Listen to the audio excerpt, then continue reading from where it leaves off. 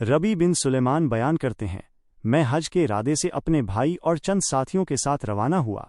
रास्ते में तमकूना नामी मकाम पर हम पड़ाव डाले हुए थे। सफ़र की ज़रूरियात खरीदने के लिए मैं बाजार में निकला। बाजार की भीड़ भाड़ से निकलकर एक वीरान और सुनसान जगह में पहुंचा तो अचानक मेरी नज़र एक अजीब मंजर पर पड़ी। सामने एक खच्चर पड़ा था जो या तो ज़ख्मी था या मुर्दा। उसके करीब एक ज़ईफ़, नहीफ़ व लाग़र औरत खड़ी थी। उसके कपड़े पुराने, बोसीदा और जगह जगह से फटे हुए थे।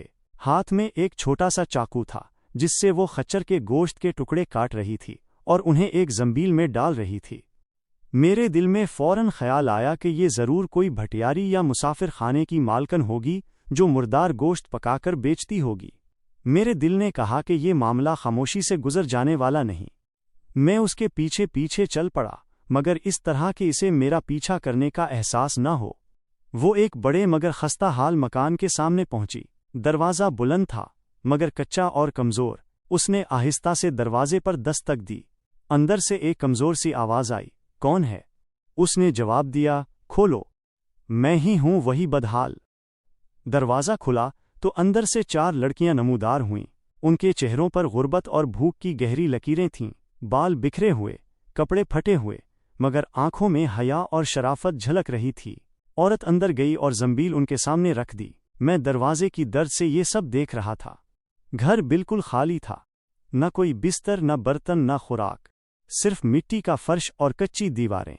वो औरत ज़ारो कतार रोते हुए कहने लगी, बेटी, लो, इस गोश्त को पका लो और अल्लाह का शुक्र अदा करो। उसका इख्तियार है, वो चाहे तो भूख मिटाए या बढ़ा दे, कुलूब इसी के हाथ में हैं। लड़कियां गोश्त काट काट कर आग पर रखने लगीं। ये देखकर मेरा दिल तड़प उठा। मैंने बुलंद आवाज़ से कहा, अल्लाह की बंदी, अल्लाह के वास्ते इस गोश्त को मत खाओ। वो चौंक कर बोली, तुम कौन हो? मैंने कहा, मैं एक परदेसी आदमी हूँ, तुमसे सिर्फ ये चाहता हूँ कि मुर्दार मत खाओ, क्योंकि मजूसियों के एक फ़िरक़ा के सिवा कोई मज़हब इसे जायज़ नहीं कहता। ये सुनकर वो औरत फूट फूट कर रोने लगी और कहा, हम ख़ानदान नबूवत के शरीफुन नसब हैं। ये लड़कियां मेरे बेटियां हैं। उनके वालिद निहायत बाइज़्ज़त थे और चाहते थे कि अपनी बेटियों का निकाह अपने हम नसब नौजवानों से करें, मगर निकाह से पहले ही वो वफ़ात पा गए। जो तुर्का छोड़ा था वो ख़त्म हो गया। फिर लरजती हुई आवाज़ में बोली, मुझे मालूम है कि मुर्दार खाना जायज़ नहीं, मगर 3 दिन से हमारे घर में कोई नवाला नहीं गया और इफ्तार की हालत में शरीयत इजाज़त देती है। हम कैदी हैं अपनी तकदीर के। ये सुनकर मेरी आंखों से आंसू बहने लगे। मैं वापस गया, अपने भाई को बताया कि मेरा हज का इरादा बदल गया है। भाई ने हज के फ़ज़ाइल बयान करके समझाने की कोशिश की, मगर मैंने कहा, बस ज़्यादा बातें मत करो। मैंने अपने कपड़े, एहराम और सफ़र का सारा सामान निकाला। नक़द 600 दिरहम थे। उनमें से कुछ से उम्दा खजूरें खरीदें, कुछ से कपड़ा और बाकी रकम आटे के साथ छुपाकर उस औरत के घर पहुंचा। सारा सामान और खुराक उन्हें दे दी। वो औरत अल्लाह का शुक्र अदा करने लगी और दुआ दी, ए इब्ने सुलेमान, अल्लाह तेरे अगले पिछले सब गुनाह माफ़ करे, तुझे हज का सवाब दे और जन्नत में जगह अता करे। चारों बेटियों ने भी अपनी अपनी ज़बान में ऐसी दुआएं दीं कि मेरा दिल भर आया। सबसे छोटी बेटी ने कहा, अल्लाह तुझे जल्द अज जल्द उसका नेअमुल बदल अता करे और तेरे गुनाह माफ़ करे। हज्जाज का काफ़िला रवाना हो गया और मैं वहीं शहर में रुका रहा। वक्त गुजरता गया, यहाँ तक कि हज के अय्याम ख़त्म हुए और हाजी वापस लौटने लगे। एक दिन मेरे दिल में ख्याल आया कि क्यों ना उनका इस्तकबाल करूं।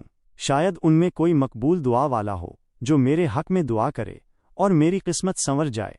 मगर जैसे ही ये ख्याल आया, दिल पर एक भारी सा बोझ भी उतर आया।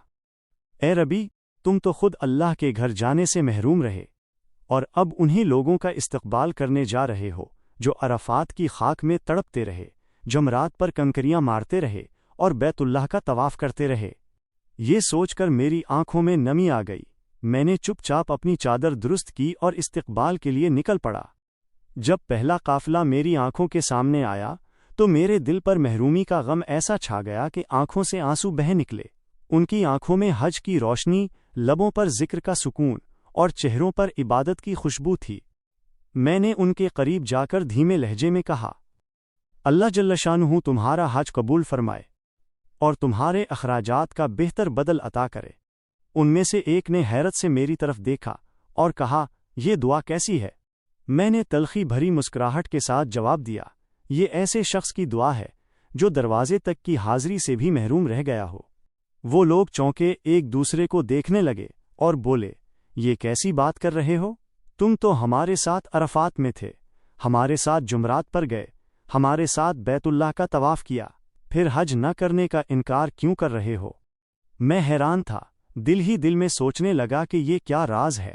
پھر میرے شہر کے حاجی بھی آئے اور وہی بات کہی، یہاں تک کہ ایک نے کہا، بھائی، مدینہ میں جب ہم باب جبرائیل سے واپس آ رہے تھے تو تم نے ہجوم کی وجہ سے اپنی تھیلی میرے پاس امانت رکھی تھی، یہ لو۔